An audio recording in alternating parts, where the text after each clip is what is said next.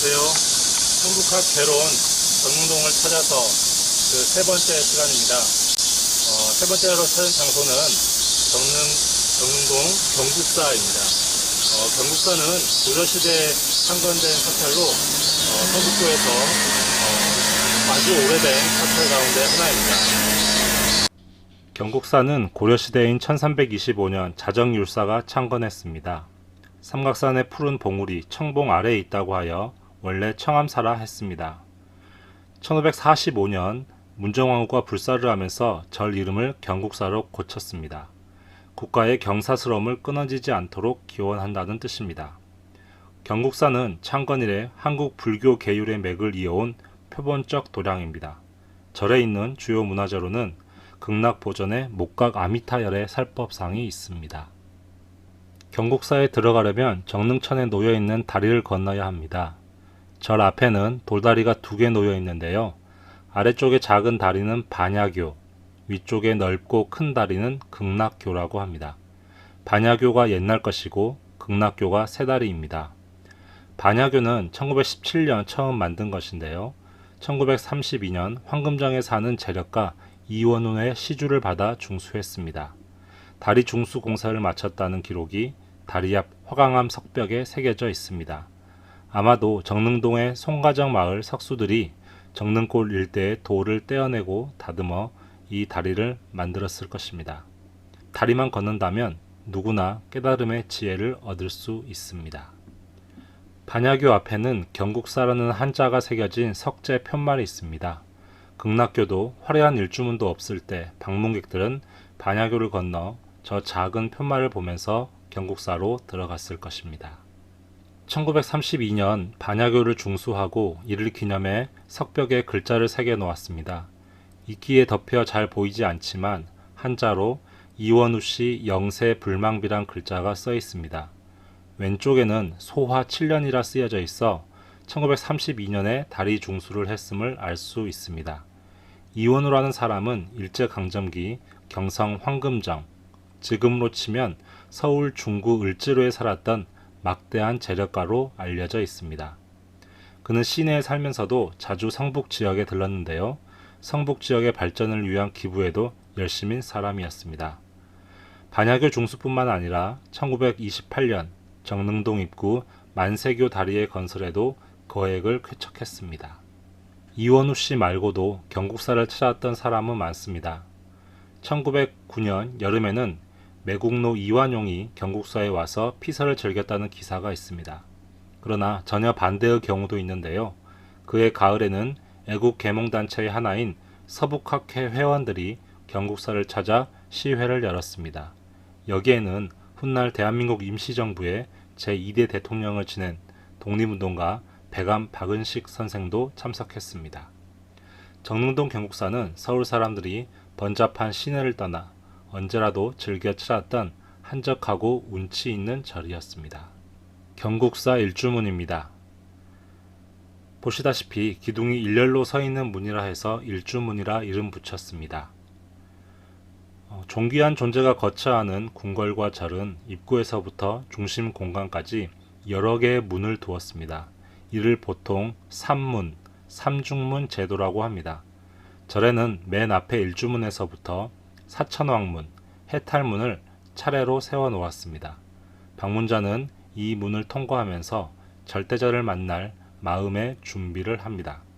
아울러 공간의 리듬감과 종교적 신비감을 함께 느낍니다. 또한 보다시피 일주문에는 열고 닫는 문짝이 없습니다. 이 문이 물리적으로 방문자를 막고 통제하는 문이 아니라 마음의 문이라는 뜻입니다. 절 앞에 당도한 방문자는 일주문 앞에서 마음문을 열고 절로 들어갑니다. 일주문을 지나 바로 왼쪽을 보면 검은색 화강암 비석이 서 있습니다. 극락교 가설 기념비입니다. 이런 내용이 적혀 있습니다. 종래의 길이 협소하여 가옥 5동을 매입 극락교를 가설하다. 경국사 경내로 들어가는 진입로입니다. 속세의 걱정거리를 나무들 사이로 불어오는 바람에 날려보내는 길입니다. 길 왼쪽에는 갖가지 모양의 비석과 승탑이 있습니다. 승탑은 경국사에 계셨던 큰 스님들의 사리를 안치한 기념물입니다. 비석에는 경국사의 역사와 스님들의 생애를 새겨 기록해 두었습니다.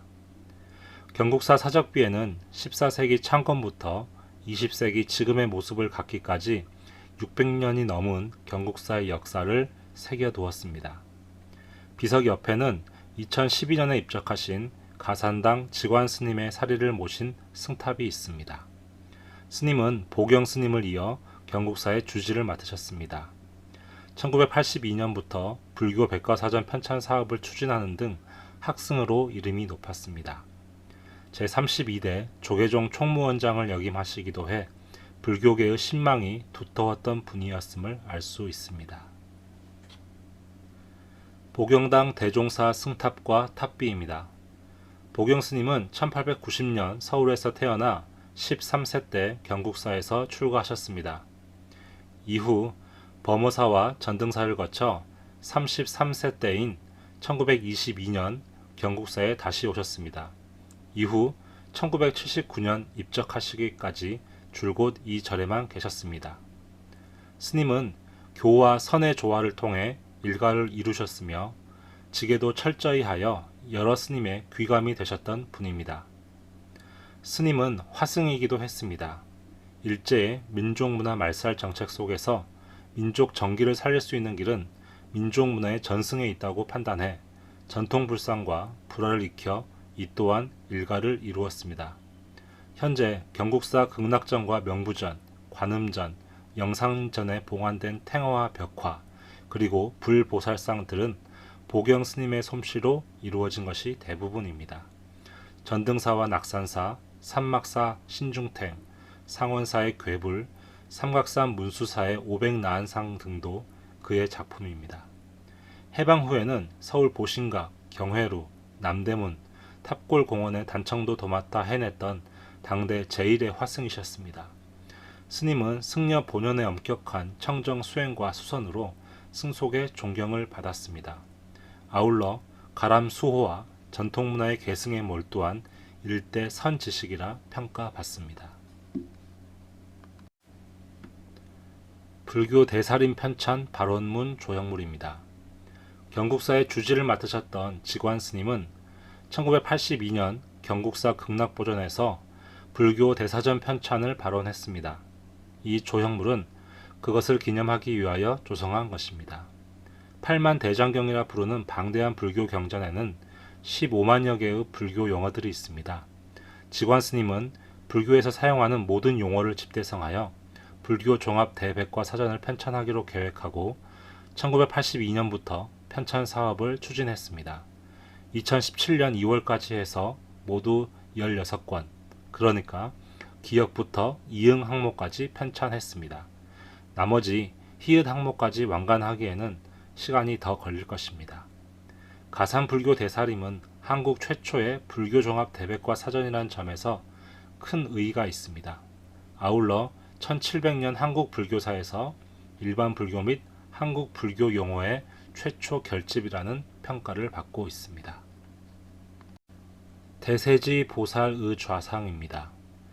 중국 요나라에서 11세기경 조성한 보살상입니다. 요나라 왕비의 모습을 번번으로 삼은 듯합니다. 왕비가 입는 저기 형태의 의복에 용과 새, 사자 등을 새기고 화려한 모란꽃 무늬 장식의 보관을 썼습니다. 의자에 앉은 모습으로 사람 키보다 더 큰 동조 좌상입니다. 신라, 고려, 조선의 얼굴과 많이 다릅니다. 요나라는 거란족이 세운 국가인데요. 보살상 전체에서 북방민족의 활기가 넘칩니다. 이만한 크기의 대형상을 정교하게 빚어낸 완벽한 솜씨에 경탄할 따름입니다. 여기까지가 경국사의 진입 공간입니다. 이제 위로난 비탈길을 올라가 경국사의 중심 공간과 법당을 살펴보겠습니다.